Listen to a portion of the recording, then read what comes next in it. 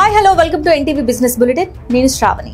Business bulletin లో ముందుగా latest developments ను చూద్దాం. దేశీయ స్టాక్ మార్కెట్లలో ఈ రోజు ఉత్సాహం కనిపిస్తోంది. అన్ని సూచీలు భారీ లాభాల్లోనే ప్రారంభమయ్యాయి. దీంతో పెట్టుబడిదారులు సెంటిమెంట్ ఫీల్ అయి ఇన్వెస్ట్మెంట్ చేసే అవకాశాలు పుష్కలంగా కనిపిస్తున్నాయి. మరిన్ని వివరాలు ఈ వీడియోలో చూద్దాం. సెన్సెక్స్ 151 పాయింట్లు పెరిగి 83,686.40 వద్ద ఆరంభమైంది. నిఫ్టీ 42 పాయింట్లకు పైగా ప్లస్ అయి 25,617 పాయింట్ల వద్ద ఓపెన్ అయింది. నిఫ్టీ మిడ్ క్యాప్ 123 పాయింట్లు వృద్ధి చెంది 60,247.30 వద్ద లాంచ్ అయింది. ఇక వొడాఫోన్ ఐడియా షేర్ విలువ దాదాపు 3% పెరిగింది. Swan defence stock value 5% rise అయింది. కార్ ట్రేడ్ టెక్ కంపెనీ కూడా 2% పైగా లాభాల్లో దూసుకెళ్తుంది. Transformers and rectifiers, Britannia, Bajaj finance నష్టాల్లో నడుస్తున్నాయి. రూపాయి విలువ నిన్నటితో పోల్చితే 1 పైసా పడిపోయింది. ఇవాళ 88.71 వద్ద ఉంది.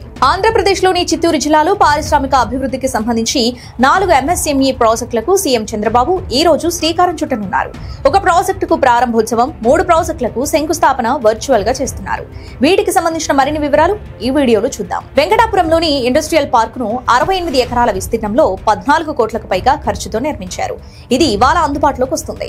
కుప్పంలోని పందరపల్లిలో ఫ్యాక్టరీ కాంప్లెక్స్ ను 5 ఎకరాల్లో 15.66 కోట్ల పెట్టుబడితో ఏర్పాటు చేయాలని ప్రణాళిక సిద్ధం చేశారు.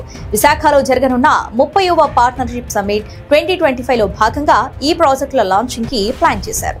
వీటి వల్ల స్థానిక యువతకు ఉద్యోగ అవకాశాలు లభిస్తాయి. పుంగనూరు మండలంలోని చందల్ల గ్రామంలో దాదాపు 22 ఎకరాల్లో 9.5 కోట్లతో ఒక ప్రాజెక్టును ఏర్పాటు చేస్తున్నారు. నగరి మండలంలోని మంగడు గ్రామంలో 17 కోట్లకు పైగా ఖర్చుతో 20 ఎకరాల్లో మరో ప్రాజెక్టుకు ఈ రోజు శంకుస్థాపన జరగనుంది. Argentina football legend Lionel Messi వచ్చే నెల డిసెంబర్లో హైదరాబాద్ రానున్నాడు. ఈ సందర్భంగా ఆయనతో తెలంగాణ రాష్ట్ర ప్రభుత్వం ఒక కీలకమైన ఒప్పందాన్ని కుదుర్చుకునే అవకాశం ఉందంటూ వార్తలు వస్తున్నాయి.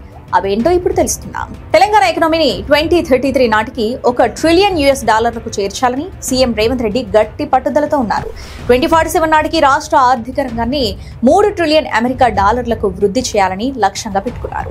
ఈ మేరకు తెలంగాణ రైజింగ్ 2047 కి రూపకల్పన చేస్తున్నారు. ఈ దీర్ఘకాలిక దృక్పథానికి ప్రపంచవ్యాప్తంగా ప్రచారం కల్పించాలని నిర్ణయించుకున్నారు. దీనికోసం గ్లోబల్ లెవెల్ బ్రాండ్ అంబాసిడర్ ను నియమించనున్నారు. దీనికి లియోనెల్ మెస్సీ అయితే సరిగ్గా సరిపోతాడని భావిస్తున్నారు. ఈ లాంగ్ టర్మ్ విజన్ డాక్యుమెంట్ ను డిసెంబర్లో ఆవిష్కరించేందుకు రాష్ట్ర ప్రభుత్వం సిద్ధమవుతుంది.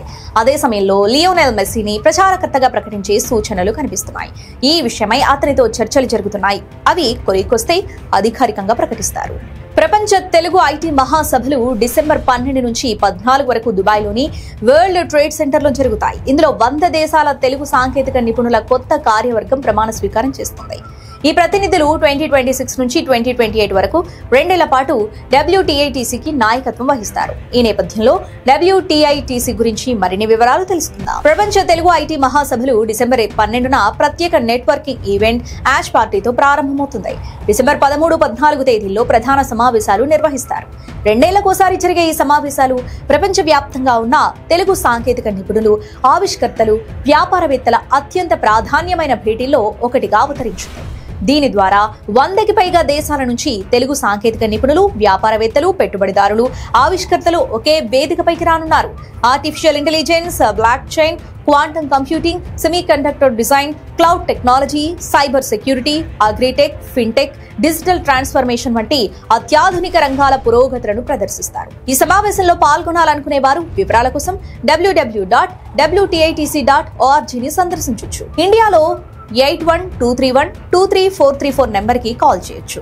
UAEలో అయితే 971565778923 నెంబర్కి ఫోన్ చేయొచ్చు. ప్రపంచవ్యాప్తంగా 2534 రిజిస్టర్ టెక్నాలజీ కంపెనీల నెట్వర్క్ కలిగిన WTITC ప్రధాన కార్యాలయం హైదరాబాద్ లో ఉంది. తదుపరి సమావేశం 2027లో జరుగుతుంది. ఇది వాటి బిజినెస్ బులెటిన్. నమస్తే.